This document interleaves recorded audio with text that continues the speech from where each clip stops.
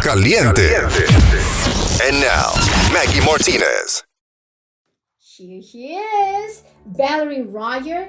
She is the Democratic nominee for State Senate District 25th. She will be representing part of Henry County, Jasper, Bibb, Butts, Putnam, Jones, and Baldwin counties. Valerie is a woman who's exemplified her service to her community and her country. She is a retired teacher and United States Army captain. Listen to that, okay? She is ready to serve the 25th District of Georgia with the same passion and dedication that she has demonstrated in all aspects of her personal and professional life. Welcome, Valerie. Thank you for having me. I appreciate the invite, Miss Maggie. Thank you. It's going to get hot in here. You know how it is. Yes. You want to be a leader to spearhead efforts to expand Medicaid in the state of Georgia, and I think people are not listening. The legislators that we have right now, they're not understanding the importance of expanding Medicaid for those families that cannot afford a health care insurance, which they are very, very expensive. Being the most powerful country in the world, why can we have a healthy society with affordable United Health Care and Medicaid expansion? That's an excellent question, Maggie. Why can't we? Our legislator says it's too expensive. Why? Putting a price on our lives. We have 39 states that have Medicaid expansion. Why isn't Georgia the 40th state? We have over 500,000 people that are not insured. Out of the 500,000, we have 155,000 that are single women with children. That's not good. I know. And then within that number, we have 24,000 that are veterans.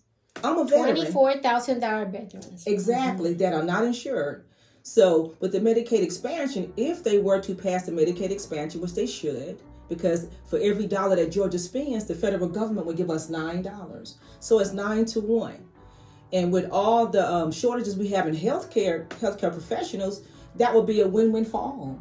Definitely. We have rural hospitals that are shutting down because they cannot afford the costs of maintaining the hospitals. That's unheard of.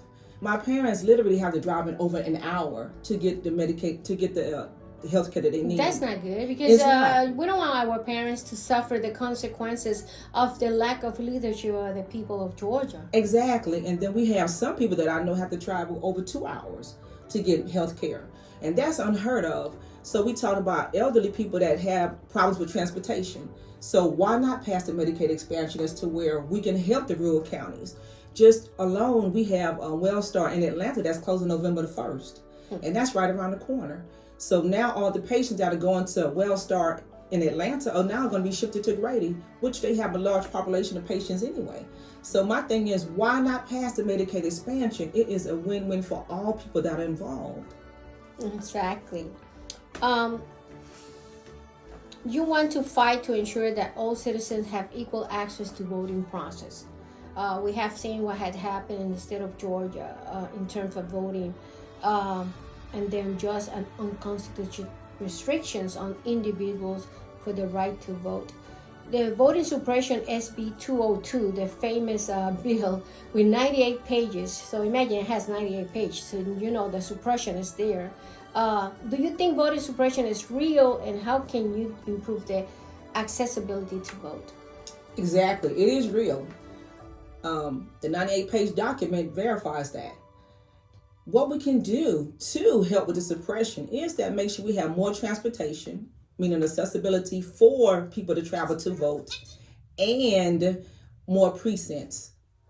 I was told, and I don't want to say any precincts, that some precincts were closing. Why? To suppress our votes. If our vote is not important, why close the precincts? If our vote is not important, why set all these rules and regulations against us? So that means that our voting rights are at stake. Our democracy is at stake. So yes, we need to make sure we get out and vote. So yes, voter suppression is live and kicking. I think we need a waking call. We need a waking call. Do you agree with me? Yes, ma'am, I agree with you. We do need a wake-up call because I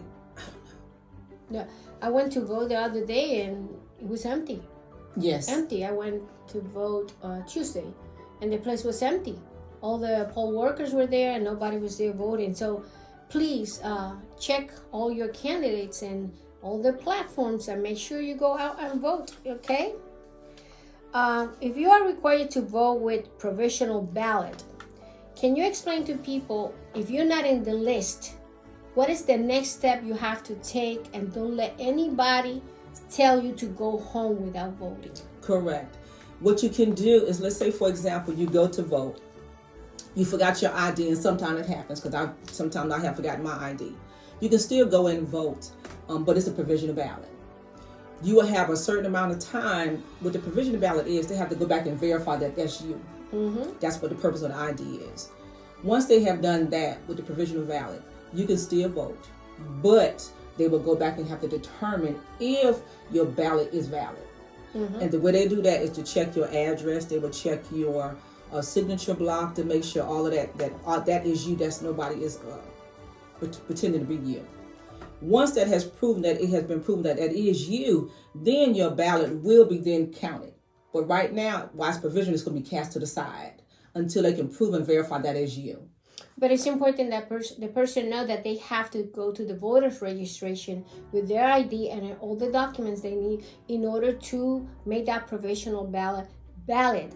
And also, I think my understanding is you only have 3 days after you. That is correct. You do. So it is a short time span. So before it was 5 days, by the way. Now it used to be. Yes.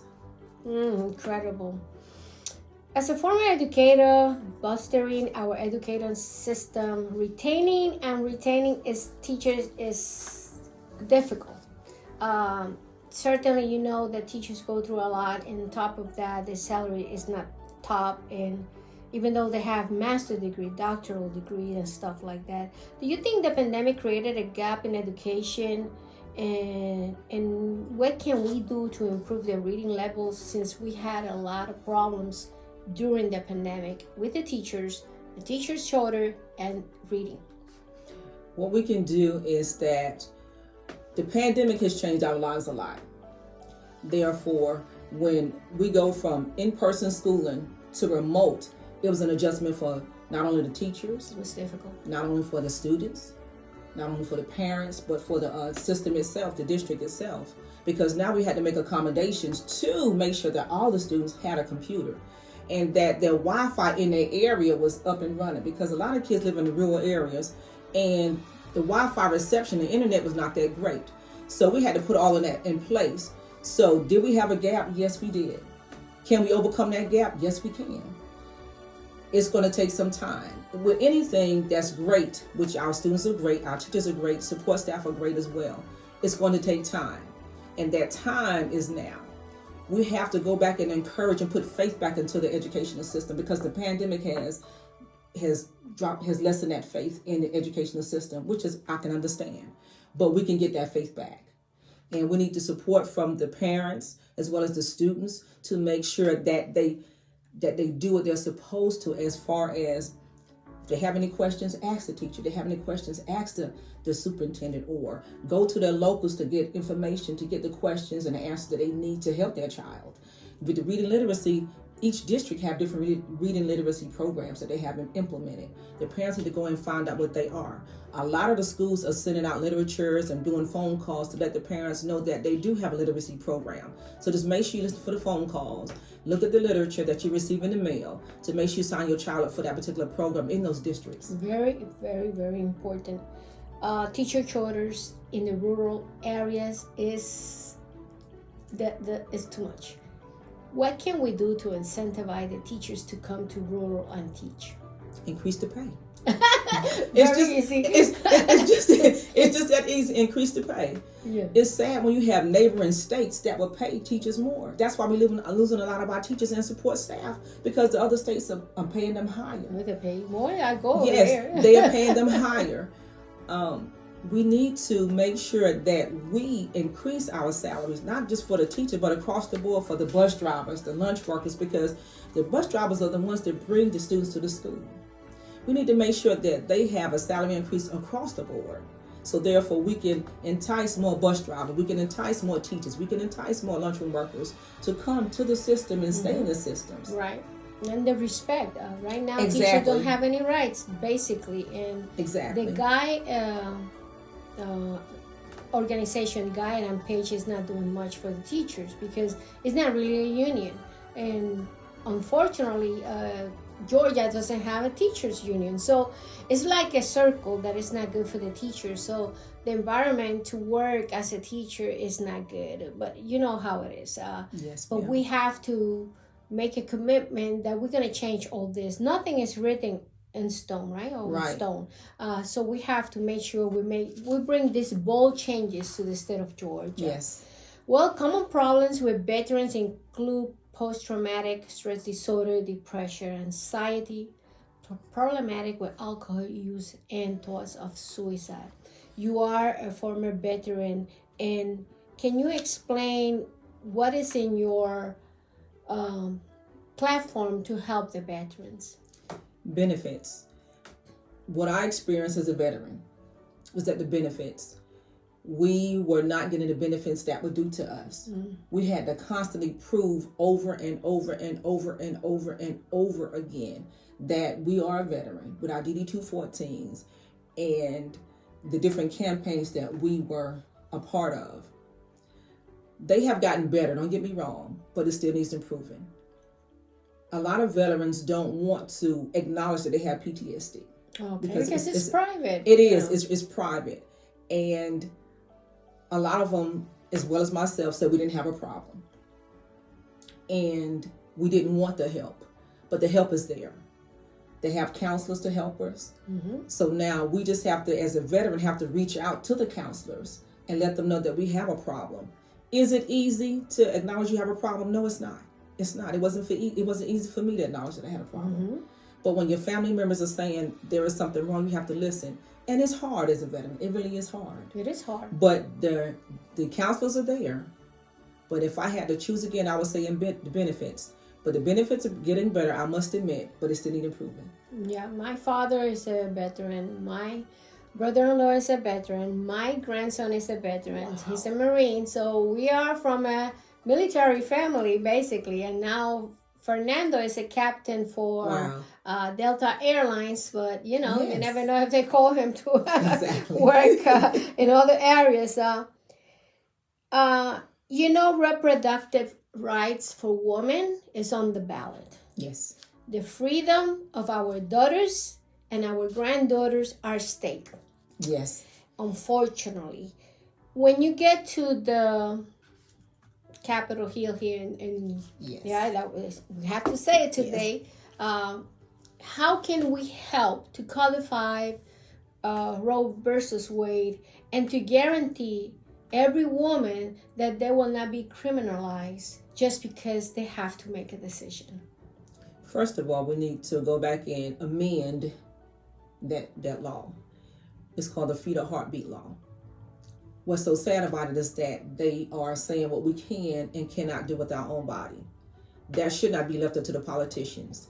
That should be in the privacy of the female with her significant other, her God, and her doctor, not in the office with politicians. So that's my stance on that.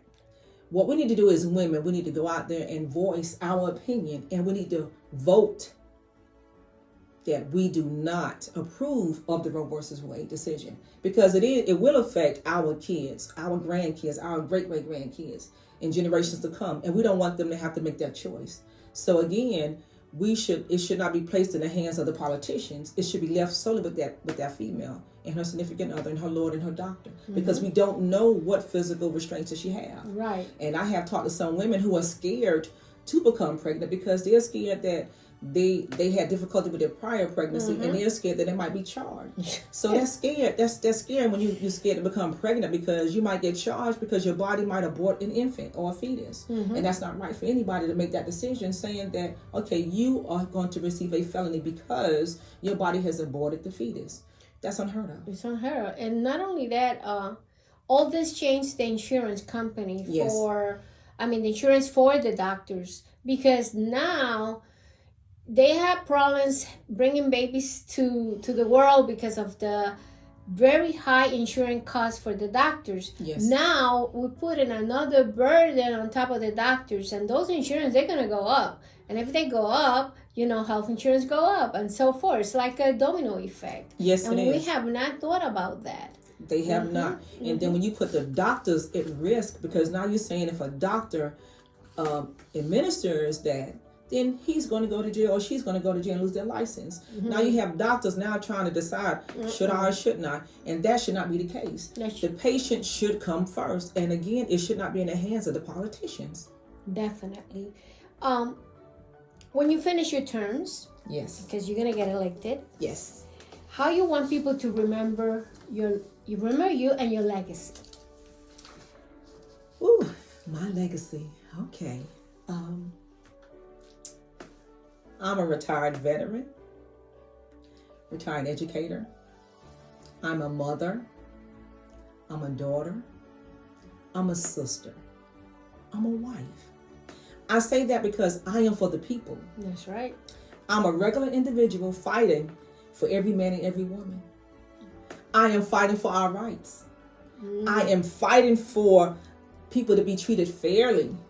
I am fighting for our district because our district is at stake. Our democracy is at stake.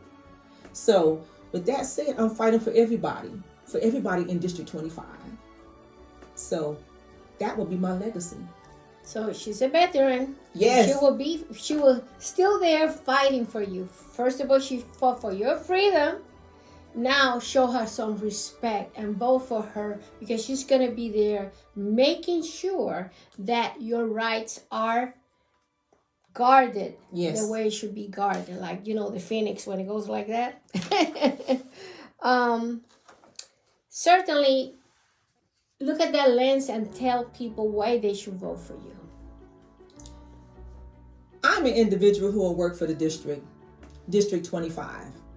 My life has been centered around one major purpose, and that is to serve.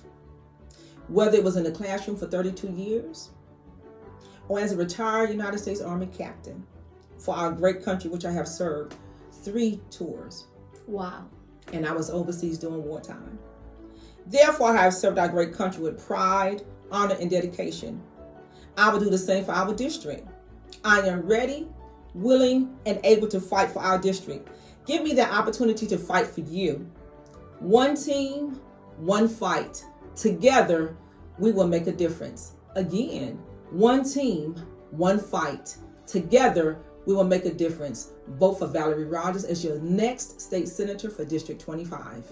Excellent. And where can people reach you? What's your website?